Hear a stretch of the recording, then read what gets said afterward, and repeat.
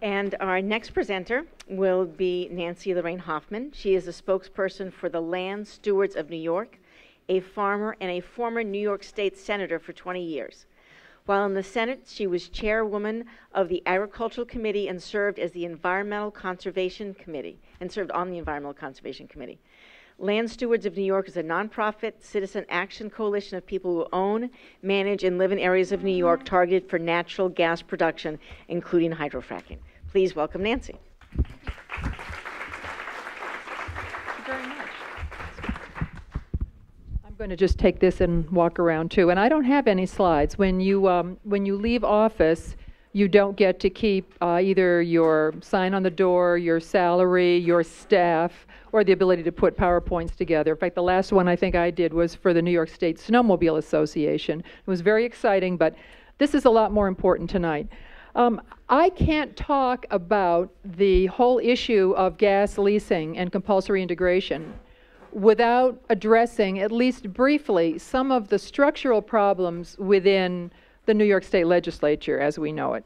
And I'm really impressed with what your Assemblywoman was able to put together tonight, because she really very graciously showed you the kind of information that legislators typically receive about extremely complex issues.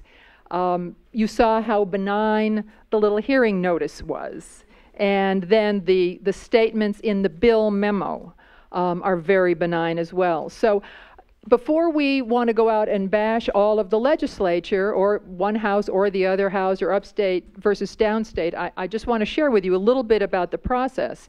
I was Peck's bad girl from the time I arrived in the Senate. I managed to infuriate the leadership of both parties, a feat that very few people have succeeded in doing quite to the level that I did. And the reason that I'm no longer in office is because I was double-teamed and defeated in 2004. So I'm a recovering politician. It's a 20-step program. It takes a lot longer for us, and I'm very happy to tell you that I am a working farmer. I spent time today on 2 tractors, one of which broke down 2 times.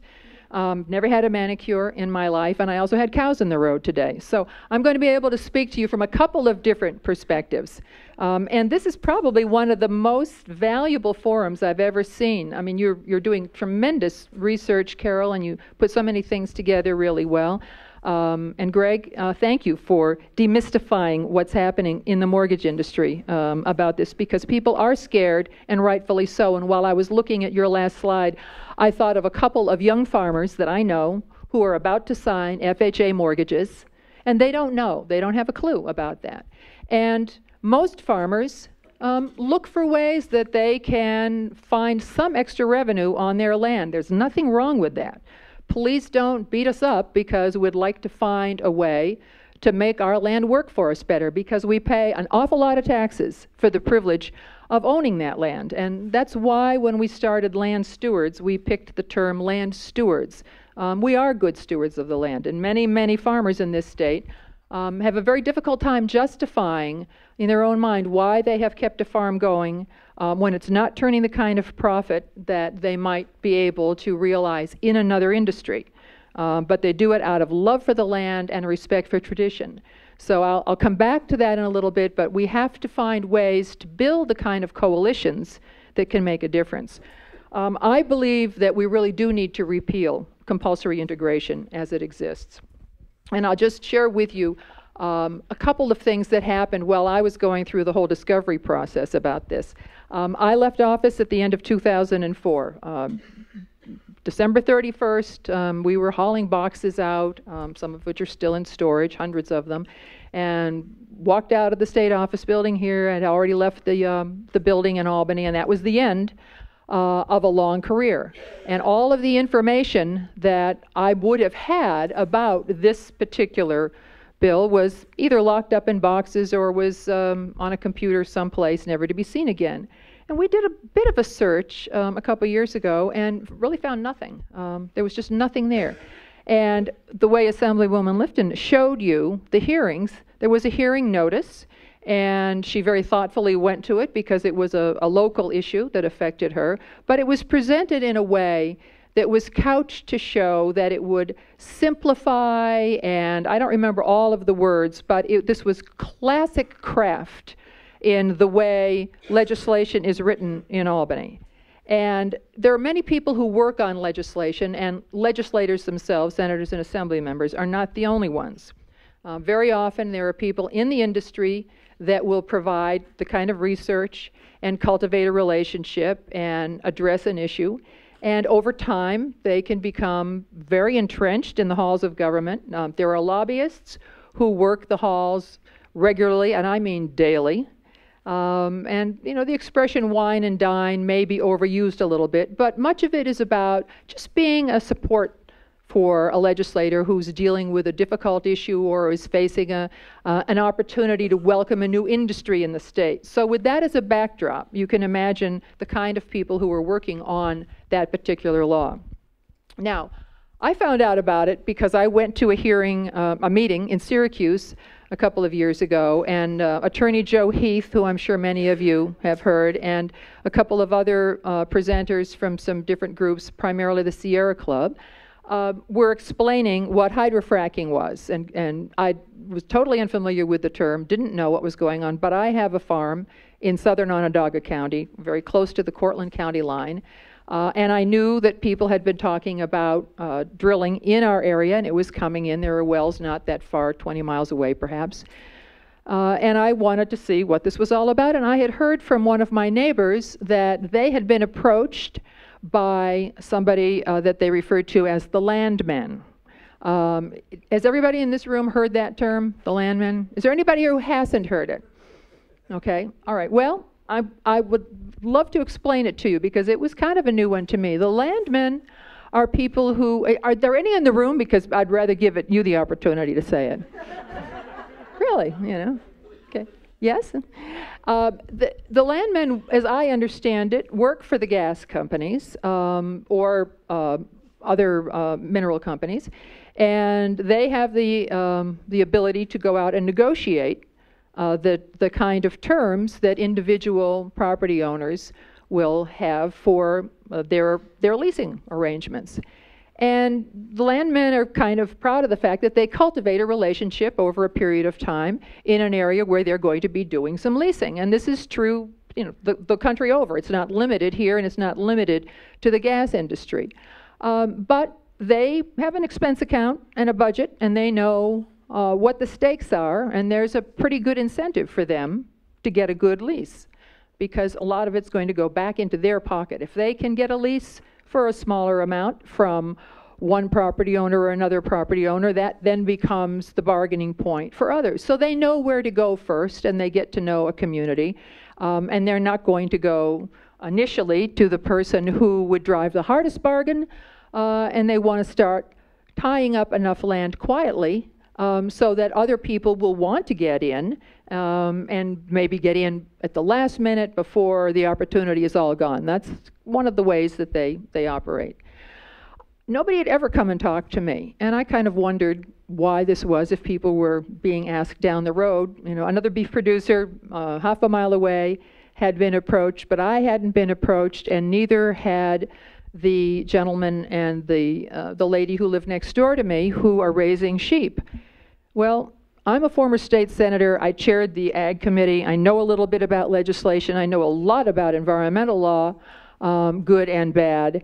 And the fellow next door raising sheep is a former DEC official. So the landmen weren't going to come and talk to us, for sure. So when I went to this meeting in Syracuse and listened to the Sierra Club and Attorney Joe Heath talk about what hydrofracking really meant, I was truly horrified that this could happen any place around me. And then there was a kind of a casual reference to, well, everybody has to be prepared because it's going to happen everywhere because of the compulsory integration law. And you know, I didn't know what he was talking about, and I went up afterwards. We'd run out of time. I went up afterwards. I said, Joe, what exactly is this law? He said, oh, that's been around for a long time, Larraine.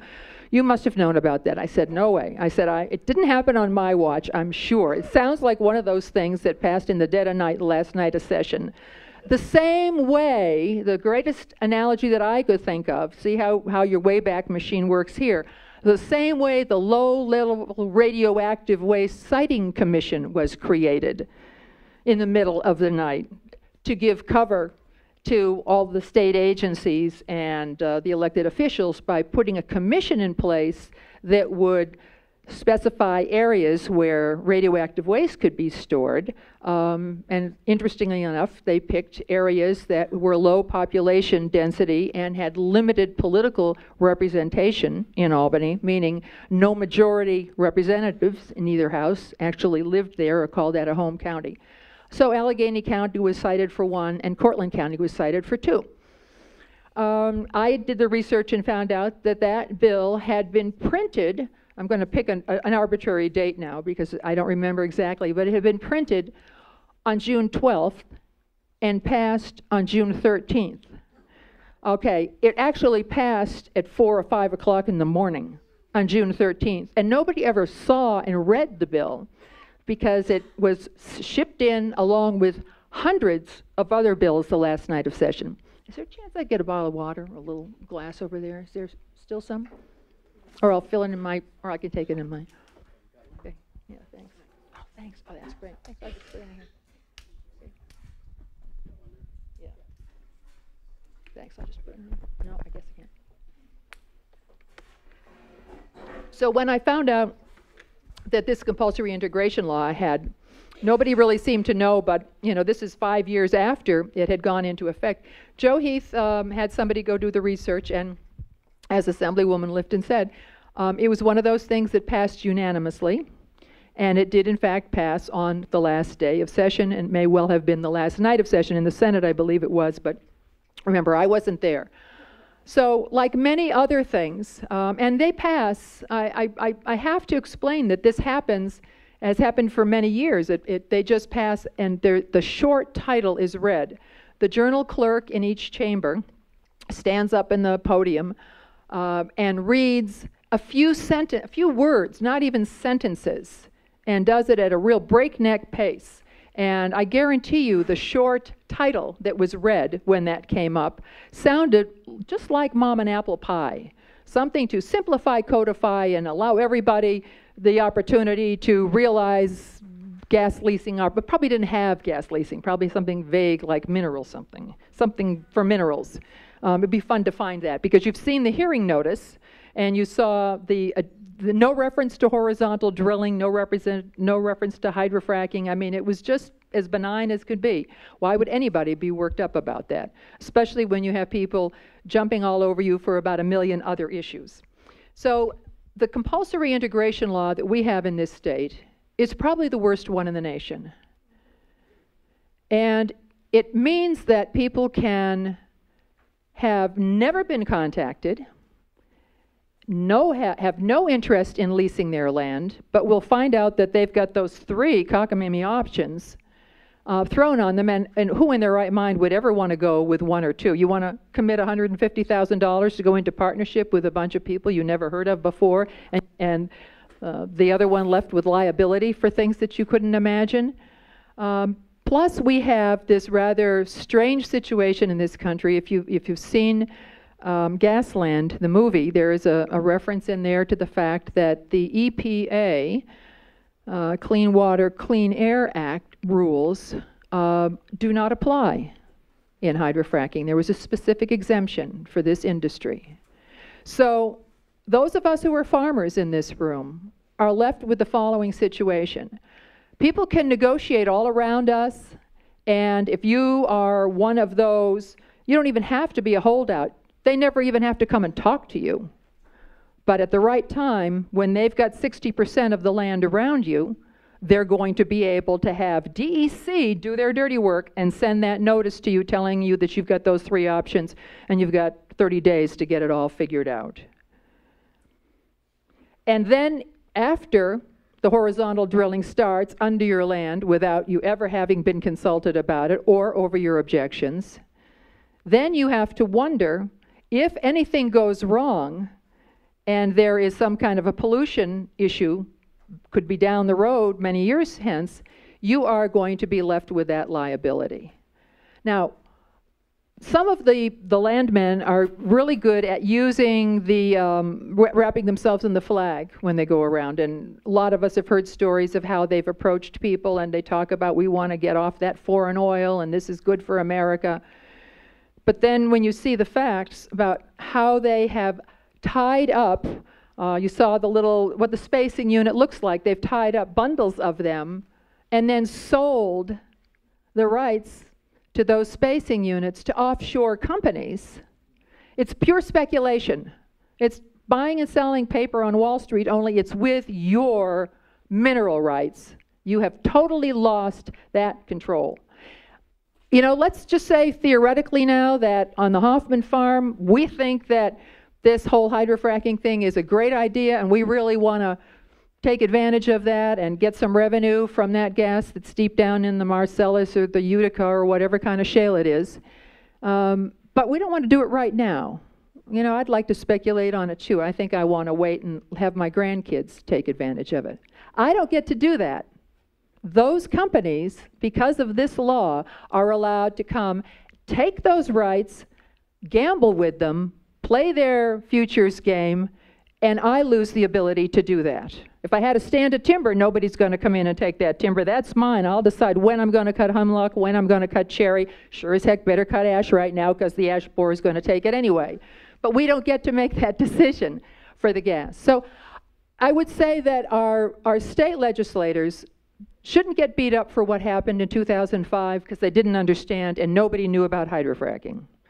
But now they know. So the next step is, how do we get them to repeal it?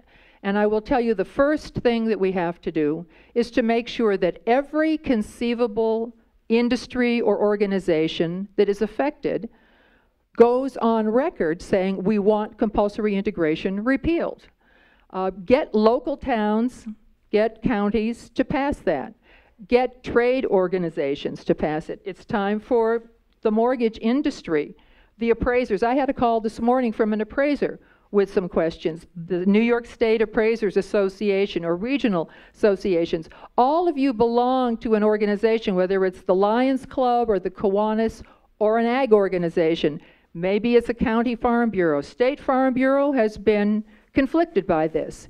And the way everything was written and the way it was sold to farmers, it was sold to farmers as a way to prevent anybody from denying you the opportunity to realize that revenue from gas.